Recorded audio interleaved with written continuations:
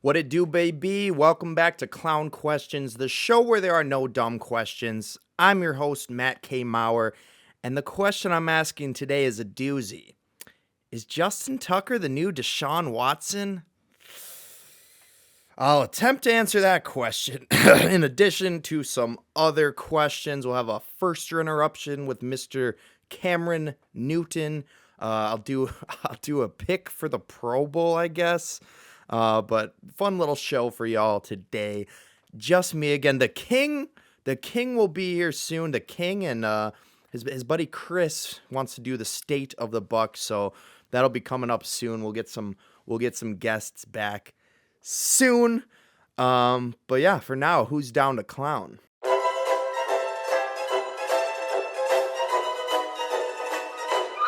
That's a clown question, bro.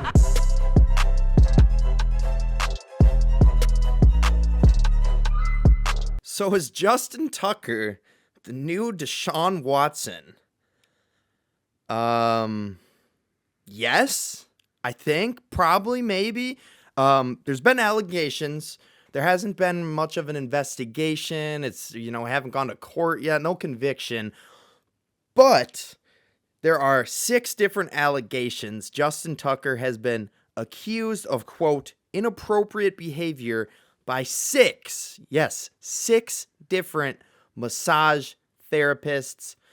Maybe not quite as egregious as Deshaun Watson, because I think there were 20 plus massage therapists in Deshaun Watson's sexual abuse case. We're definitely going to have one here with Justin Tucker that will be investigated. Now, Justin Tucker did release a statement today. He called these allegations, quote, unequivocally false. He's denying it, but calling it unequivocally false. Isn't that exactly what Deshaun Watson said when those allegations started coming out against him? Real quick, I skipped through the show notes. I skipped over the show notes.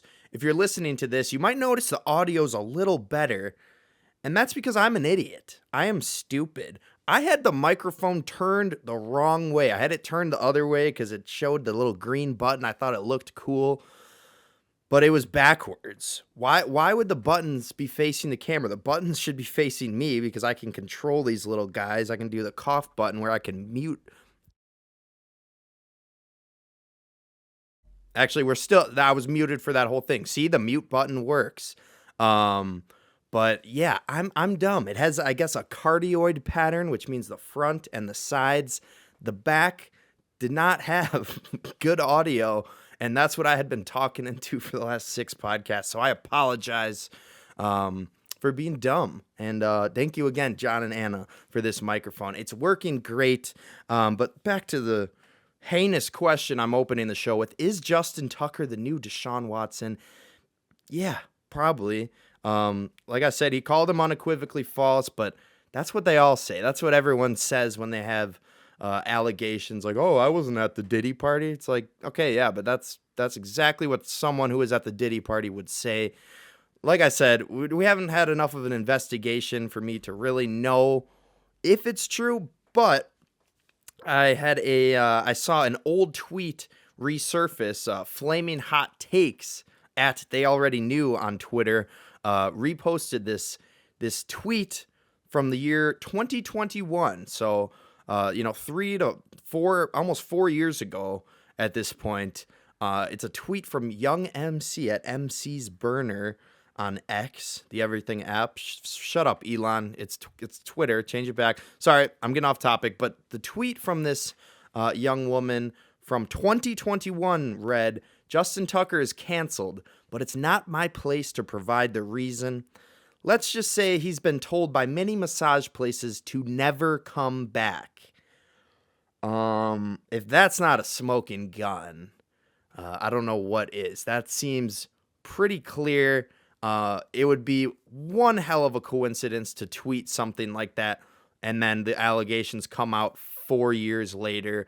So I'm kind of thinking Justin Tucker did this, and I am thinking he's the new Deshaun Watson, both because of his love for inappropriate behavior at massage parlors, and because he's fallen off. He had maybe the worst year of his career this year, and I don't feel bad saying that when I know he's probably a predator here.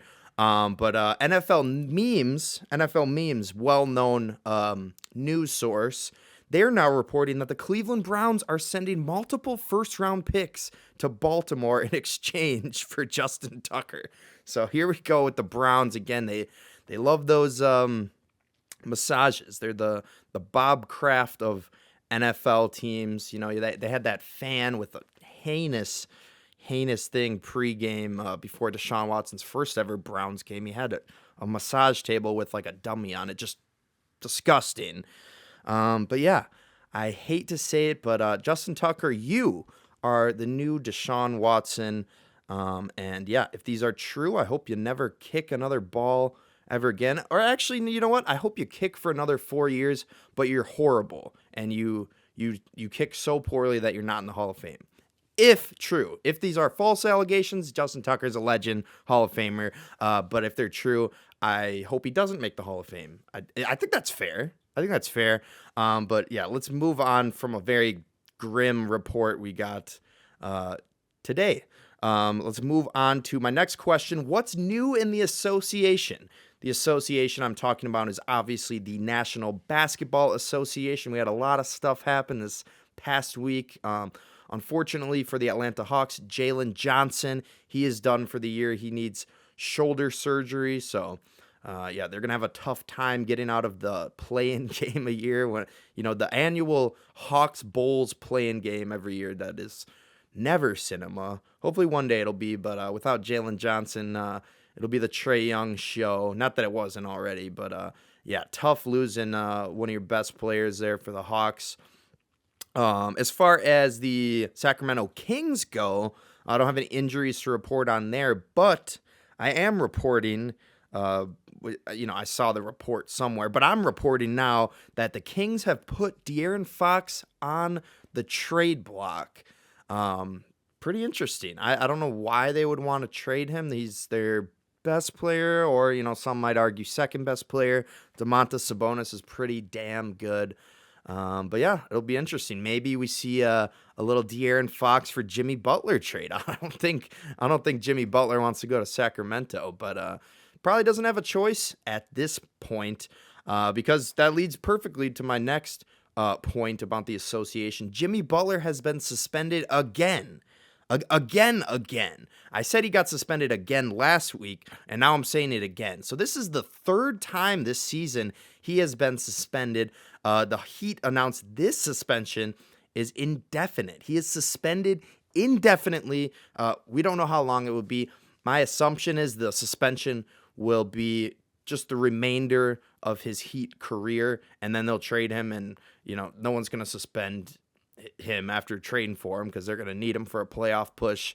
But as far as this suspension goes, per Shams Charania, someone please tell me how to pronounce it.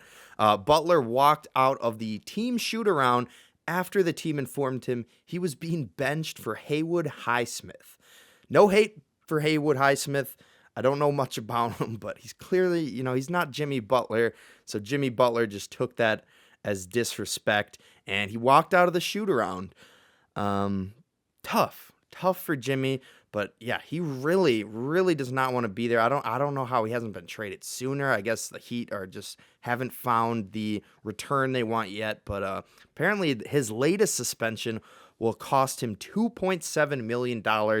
These, games he's been suspended have cost him over a total of $5 million, but I don't think Jimmy cares that much about the money. I think he wants one of these rings. Not that I have any rings. Well, I do have a fantasy baseball ring. I got to get that made so I can flex. No, it's not. Is winning fantasy baseball really flex? I'm getting off topic. I had a question for y'all about Kevin Love. Is Kevin Love still on the Heat? Based on Wikipedia and ESPN, it says he is still on the Heat, as far as I know. But he keeps trolling everyone on Instagram. He's like come to Jimmy Butler's defense. Jimmy Butler posted some clip from the Fresh Prince of Bel-Air. I'd break it down, but I forget what it was. But basically just memeing and trolling the team that continues to suspend him. And he tagged Kevin Love in that. Kevin Love's been doing a very similar thing on Instagram, posting memes, making fun of this whole Jimmy Butler situation. But yeah, the third suspension for Butler, I don't even know really what to say at this point. Actually, I do. Jimmy Butler, you are a Los Angeles Laker. We will give you Dalton Connect, a first, and Bronny James Jr. That's a fair deal, right? That's a fair deal. But enough on Jimmy Butler. You're all probably sick of hearing me talk about him week after week. Other NBA news, the Nets are retiring number 15 for Vince Carter. Clap it up for Vince Carter. I think that's the second team he's had his jersey retired for. The Raptors did it earlier in the year.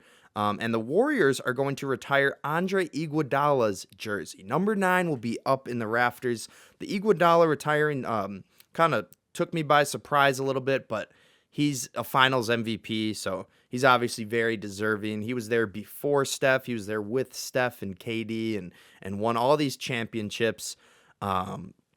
Side note, Iguodala should not have won finals MVP. He won finals MVP because they won that series. Curry kind of got bottled up a little bit by Matthew Dellavedova, so they gave it to Iguodala, who didn't have great stats, but apparently was playing great defense. I'm saying this with air quotes on LeBron James, who averaged 38, 12, and 8 in that series. You're giving the finals MVP to the guy that held someone to 38, 12, and 8, one of the most ridiculous stat lines in a series, let alone an NBA Finals series. That should have been one of the few NBA Finals where the losing team has the NBA Finals MVP. LeBron got robbed. He should have won that Finals MVP. He was the best player in that series, but they didn't win, so they gave it to Iguodala. Sorry, that's a side note. Although LeBron kind of got his revenge on the Block, or, AKA Lee Block. Last thing on the NBA before my next question that's also about the NBA is Mac McClung is the final dunk contest participant. Finally, giving the people what they want, getting one of the best dunkers in the world. I don't know. One of the most entertaining dunkers. He won the last two back-to-back. If Mac McClung wins the dunk contest this year, he would be the first ever three-peat in the dunk contest. I think he gets it done. I gotta go to Potawatomi and see if they're taking bets on that, because I think it's a lock. I would love to see the Bucks, Andre Jackson Jr. Win it. That would be pretty cool for Milwaukee. Not that I'm a Bucks fan. I am a Lakers fan, but yeah, good move by the NBA to put Mac McClung in there. Even though he might not be playing much in the league, he's still the biggest draw, the most entertaining guy in terms of dunks. Continuing on in the NBA with my next question: who got snubbed? The All-Star reserves were announced for the NBA. I'm not going to go through and list those, but I'll just tell you who got snubbed. The first guy being LaMelo Ball. Apparently, he was first in the league in fan vote. No fans voted for him more than any other player. So that's a huge snub in my opinion. Tyler Hero is an all-star, one of the reserves. And LaMelo had better stats. He averaged more points, more assists. The only thing Tyler Hero averaged more in was, I think, rebounds, and he averaged like 0.3 more rebounds. So LaMelo overall had better stats than Hero, and LaMelo's not in the all-star game. LaMelo snubbed. Trae Young, another snub. He leads the league in assists. How does leading the league in assists not get you to the All-Star game? I don't know. Another one, Kyrie Irving. Not going to go into his stats, but perhaps the biggest snub, in my opinion, is Domantas Sabonis. This guy is a double-double machine. I know the Kings aren't, great this year. De'Aaron Fox was potentially another snub, but Sabonis is one of the most dominant big men in the league. I was shocked when I saw he was not an all-star. But no one really cares about the All-Star game that much. No one cares about the Pro Bowl. So let's talk some baseball, what people really care about with this next question. Who made a deal? The Pirates tried to make a deal with an 11-year-old kid. This 11-year-old kid rejected their offer. So they did not make a deal. There were other deals made in the MLB. I'll get to those in a second. But this 11-year-old kid rejected an offer of 30 years of Pirates season tickets in exchange for one baseball card, one rare Paul Skeens rookie card. I have no idea how much it's worth. If you get offered 30 years of season tickets, clearly it's worth, north of $100,000, a ridiculous amount, whatever it may be. And this 11-year-old had maybe his parents helped him with this decision, but I think I saw this viral video, the kid opening the card and he was freaking out, losing his mind. And I didn't really understand it at the time. I'm like, yeah, it's cool. I guess this is a rare card. There's only one. It's one of one. It's the only rare Paul Skeens card, most probably expensive card in baseball right now. This 11-year-old kid said, no, I love Pirates baseball. I would love 30 years of season tickets, but I'd rather have this one baseball card. Shout out to that kid. I'm praying Paul Skeens doesn't get hurt, because if he stays healthy and has the career we all expect him to have, that card's going to keep going up and up in value. Maybe it'll reach the rare Honus Wagner card, which I believe is the most expensive card in any sport. So shout out to that 11-year-old for rejecting an insane offer. My dad, I was talking to my dad about it. He was like, I would just talk to the Pirates and give them a counter offer. Instead of 30 years of season tickets, give me whatever the monetary value of that is. So, give me 200, give me $500,000 and I'll give you the card. I would have taken that deal. I don't know if I would have taken 30 years of like Brewers season tickets or Bucks or Packers. I would have accepted that in a heartbeat. This 11-year-old's smarter than me. He probably knows what that card is really worth, and it's worth a lot. But yeah, as far as other deals that were made in the MLB, the Cubs traded for pitcher Ryan Presley. I'd wish you luck, Ryan, but I'm a Brewers fan. You're on the Cubs now, so I hope we hit 19 home runs off of you next year. Another deal was the Dodgers signing Kirby Yates to a 1-year, $13 million deal. I feel like every week I get on here and talk about another Dodgers free agency signing. Do they have infinite money? It seems like they have infinite money. I guess the whole reason that their salary cap seems infinite is because of that Shohei Ohtani contract. You're thinking in the back of your head $70 million a year, but no, it's $2 million a year, $68 million 10 years from now. So I that gives them a ton of flexibility. Shohei's I don't know if he's a genius. I don't know if that's making him money. He might be losing some money with inflation there and possibly investing that, but smart move by Shohei because he knows it'll lead to more championship opportunities. I don't know. I feel like I need to go to the nearest casino and bet on the Dodgers to win the World Series expeditiously. But I don't know. I feel like that those odds keep getting worse and worse the more they build this super team. So we'll see. Hopefully I win this bet that's on the whiteboard over here. Chiefs over Eagles. If I hit that, maybe I take a little bit of that and sprinkle it on the Dodgers.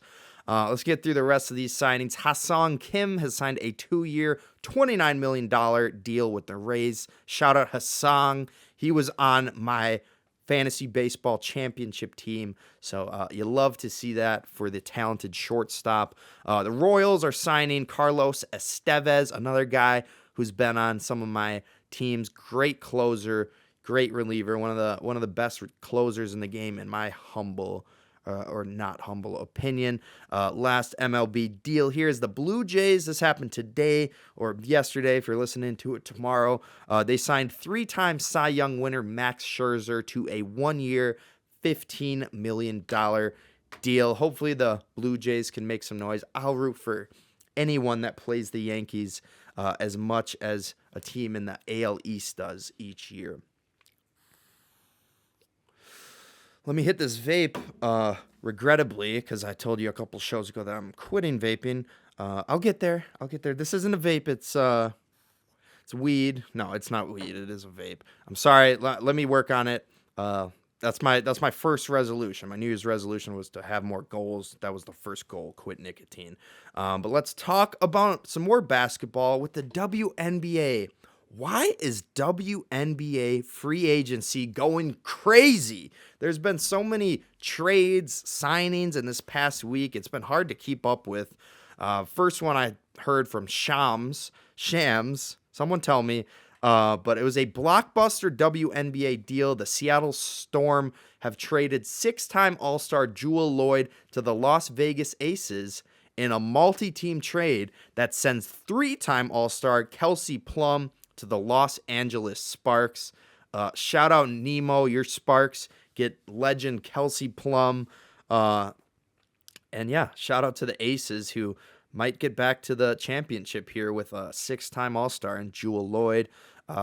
Rest of this trade, the Storm received the number 2 pick in this upcoming 2025 draft, as well as Lee Euro. Hopefully that was pronounced correctly, from the Sparks. There's other draft picks involved in the trade as well. The Sparks are getting pick 9. The Aces are getting pick 13. Tough for me to break down the trade much when I have never watched Jewel Lloyd play. I haven't really watched much of Kelsey Plum play either, but Kelsey's one of the most popular players. That's probably because she won back-to-back titles with the Las Vegas Aces, but seems like a win-win for a lot of these teams. The Storm are a terrible team, so they're going to need to rebuild. So that number 2 pick will be very helpful. Maybe they can turn it into a superstar, Juju Watkins. We'll see what happens there. As far as another trade, we had the Phoenix Mercury acquiring 5-time All-Star Alyssa Thomas from the Connecticut Sun.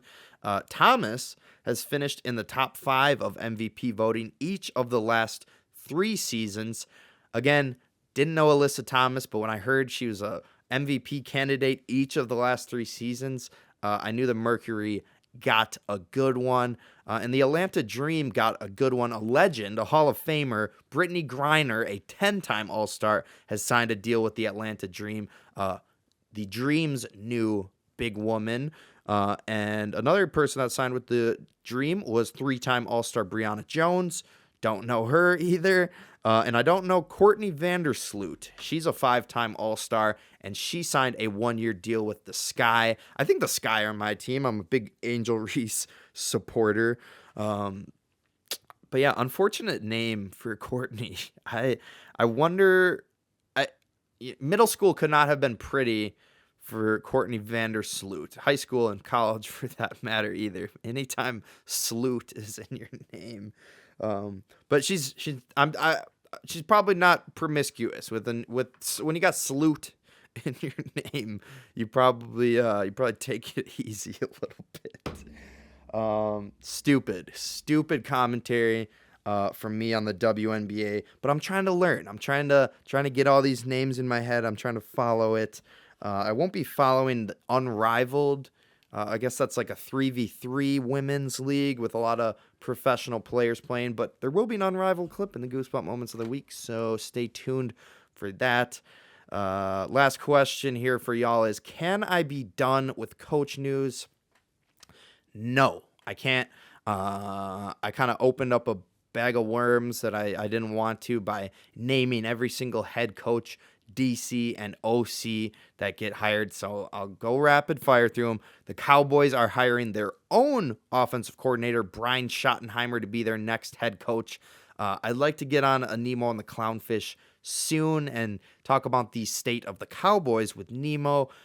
He said Pete Carroll is the only person who could bring him back to the Cowboys, so I don't think Brian Schottenheimer's doing it for him, but I don't know. Their offense played well with Cooper Rush most of the year, so Schottenheimer doesn't seem like he'll make the worst coach ever. The Lions have promoted from within to fill their defensive coordinator role. They promote linebacker coach Kelvin Shepard. Don't know him. I'm going to move on. The Jets are hiring Broncos assistant GM Darren Mogi as their GM. That one's, again, weird to me because they hired the coach and then they hired the GM. Why wouldn't you hire the GM first? I guess because the coaches go quicker. I think that's why you gotta go after those coaches because they get signed quick. Ben Johnson, it took him all of 2 days after being eliminated from the playoffs to become the Bears' new head coach. So I guess you got to scoop up the coach and get the GM later. But I don't know, it might not be on the same page. So it could be a tough thing to do. As far as the rest of these bullet points, the Seahawks are hiring former Saints OC Clint Kubiak to serve in the same role. Everyone remembers the first 2 weeks of the Saints. They put up 40 points a game, so I'm sure the Seahawks offense will be totally fixed. I'm sure there were no problems with the Saints offense the rest of the year, after putting up 80 to 100 points in their first 2 games. The Bears are next. They hire former Saints head coach Dennis Allen from the aforementioned Saints, who fell off a cliff after week 2, to be their new defensive coordinator. The Bears are also hiring former Broncos tight end coach Declan Doyle as the new OC. I don't know Declan Doyle, but I feel like he's going to be a good offensive coordinator because any offensive coordinator whose name is an alliteration, I feel like they have success. Declan Doyle, Clint Kubiak, Cliff Kingsbury. I don't know. Anytime your name's an alliteration, I feel like you make a good offensive coordinator. Don't ask me why. Let me finish this out. A couple more. Lions hire former Broncos pass game coordinator John Morton as their offensive coordinator. Seems like a good hire there. Bo Nix was balling out. Will probably be the runner-up and rookie of the year. Brock Bowers. But, yeah, that's what I got for that. And the Cowboys hire Matt Eberflus. Matt Eberflus as their new defensive coordinator. I'm not laughing at the Cowboys or Matt Eberflus. I'm laughing because I'm thinking back to that Thanksgiving Day game where Matt Eberflus forgot to call a timeout and ended the game with 0 seconds when he easily could have called a T, and he didn't. But last hire, the Jets hire Steve Wilkes as their defensive coordinator. I think he coached the Cardinals a couple years back. But yeah, no analysis. And I think in the future, I'm maybe going to just stick to head coach hires because it's, I'm just rattling off news. And when I don't know anything about them, why should I bring it up? I don't know. I did that with the WNBA too, but I don't know. I try to, it's not a news show, but I like to try to include as much of the news as I can. Here's some more non-news from today or yesterday. Was with Cam Newton. That will be this week's first year interruption with Mr. Cam Newton. Super Cam. He was on ESPN's First Take show, and they were talking about what's more impressive, an MVP or a Super Bowl. And Stephen A. asked Cam Newton which one he'd rather have, and you might be surprised to hear what he says. So here's First Year Interruption with Cam Newton. In the case of Lamar Jackson, for example, as we sit here today, we know how great he is. We know how phenomenal he is. We know that he's worthy of MVP consideration, if not achievement. But nevertheless, it doesn't matter. It pales in comparison to a championship. We've got a former league MVP right here on the set right now in Cam. I ask you, Cam, if you could give back that league MVP for a Super Bowl championship, would you do it? No. Oh. Really? Really? Wow. Because you have to ask it through this lens. That was a very journalistic viewpoint or vantage point or response, Stephen A. I'll ask you this question, and, just to pose this thought. What's more important, impact or championships? You look at a guy like Allen Iverson, or you stood up on the table and blah, blah, blah, blah, blah. Everybody's not going to be Michael Jordan. Everybody's not going to be Patrick Mahomes. Everybody's not going to be these individuals who have the luxury of saying, hey, I not only dominated this sport, but I also have championships to back it. Like, let me remind you, Brad Johnson won a Super Bowl. Trent Dilfer won a Super Bowl. Respectfully, Nick Foles won a Super Bowl. So, yes, when you look at those guys and you say, okay, what's more important? Would you have preferred to win a Super Bowl? I think that's the humble approach. But if we're being honest, the impact of you holding yourself accountable to say everybody has a responsibility to do. And you can say as an MVP award winner or an All-American, you've held yourself or you've held your end of the bargain down. And that's what it really comes down to for me. I know that's not the popular pick. I'm trying to be popularized. But my take is I'm taking individual success because I did my job. Football is not about one guy trying to do 11 jobs. It's 11 guys doing one job. I respect everything that you're saying. It sounds like what you're saying is you think that it would be more impressive the MVP. He's saying, I can sleep at night with my MVP because I know I did my job. Well, Cam, maybe you didn't do your job. I don't know who remembers the 2015 season. The Panthers went 15-1. Cam Newton won the MVP, willed the Panthers to the Super Bowl. And in that Super Bowl, what happened? Oh, Von Miller won MVP, and Cam Newton infamously hesitantly reached for a fumble instead of just falling on top of the ball. Many people would argue that cost him the game. So, Cam, maybe your job there was to recover the fumble. But someone on Twitter said that if it was an MVP trophy on the turf there instead of a football, maybe he would have fallen on it. But yeah, I gotta respectfully disagree with Cam Newton here. Cam's one of my favorite players of all time. Ever since he came into the league, I've been a fan.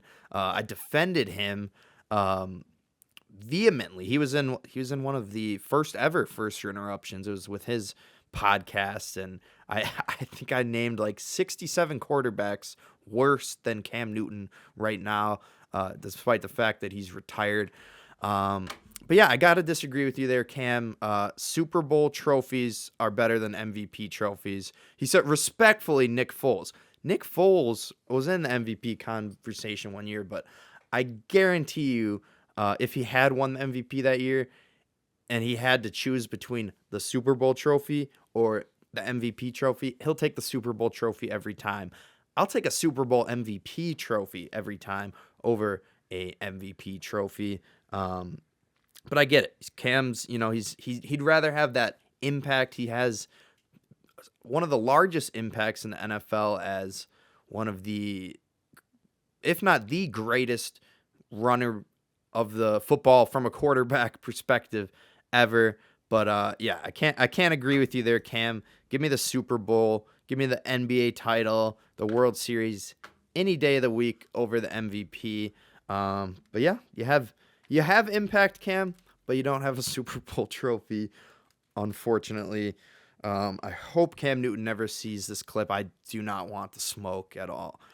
Cam, come on the show. He'll never see this. But let's go to the Goosebump moments of the week. We got some decent moments this week. And yeah, this is the Goosebump moments of the week. Everyone's favorite moment of the week, blah, blah, blah. At number 10, I guess we'll do Harrison Butker's game-winning field goal in the AFC Championship game. For the lead, Butker from 35, dead center. Now 11 for 11 in his career in the postseason in the fourth quarter or overtime. Number 9, Miles Kelly hits a clutch corner three as Auburn goes on to beat Tennessee. Kelly from the corner knocks it down, and Auburn is on top. Number 8, Brittany Griner hits the fall-away jumper for the win as the Phantom win. Fall-away jumper, night, Phantom wins.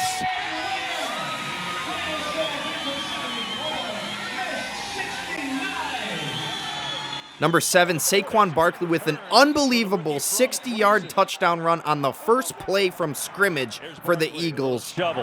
Looking wow. For edge, gets it. Saquon Barkley, first down. Barkley, oh! Saquon, touchdown. Number 6, Emmanuel Sharp gets the steal and hits the 3 to force double OT for Houston. Shoot a 3. Wilson. Oh! And we are tied. Number 5, Amen Thompson hits the game winner off 1 foot as the Rockets beat the Celtics. Got the shot. Oh! 0.7 to go. Thompson gives the Rockets the lead. Are you kidding me? Richard! Oh, the Rockets win the game. Number 4, Penguins legend Sidney Crosby scores the walk-off goal in OT to beat the Utah Hockey Club. He scores! Sidney Crosby with his 23rd overtime goal wins it for Pittsburgh. Number 3, Ellie Brueggemann gets the putback game winner for Lindenwood. Down low for Coffee. They turn it over. Nice. Brueggemann gets it back. With 2 seconds, she hits. Unbelievable. Ellie Brueggemann on a broken play. Number 2, Socrates Brito makes an amazing walk-off diving catch to give the Leones the championship. I can't believe it. Jugada increíble del right field, señores. Y de esta forma increíble, dramática, ha terminado el juego 6 carreras por 5 y tenemos nuevos campeones en el béisbol de la República Dominicana. Number 1 moment of the week, Caleb Love drains the shot from beyond half court to force overtime for Arizona. 3-point game. Too far. Here's Love for the tie.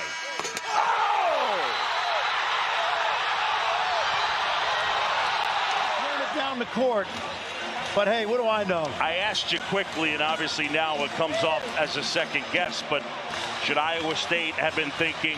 Holy crap, I had a number of technical difficulties during those Goosebump moments of the week, but real quick, the Leones, they win the Dominican Republic Lidom, Lidom championship, basically the Dominican Republic's professional baseball league.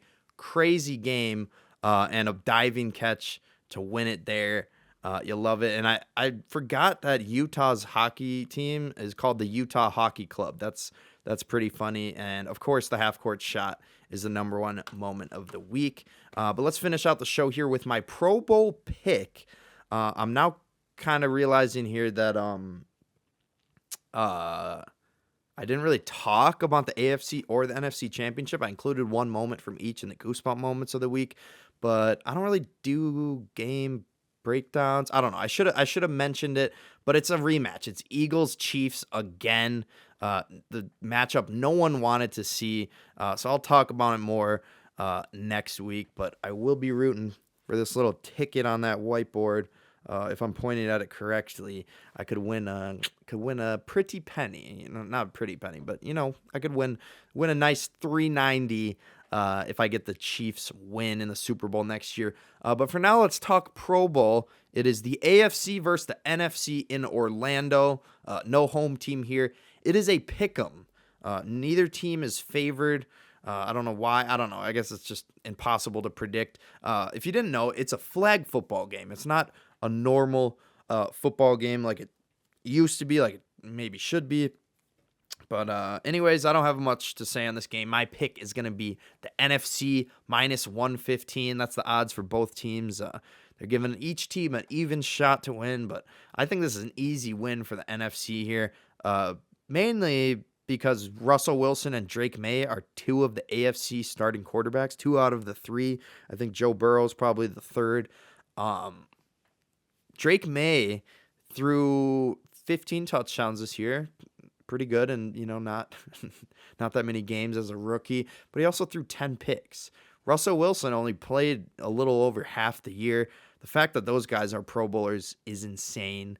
So yeah, give me the NFC, and based on that, I'll end the show here with a JJ Watt tweet that sums this up perfectly.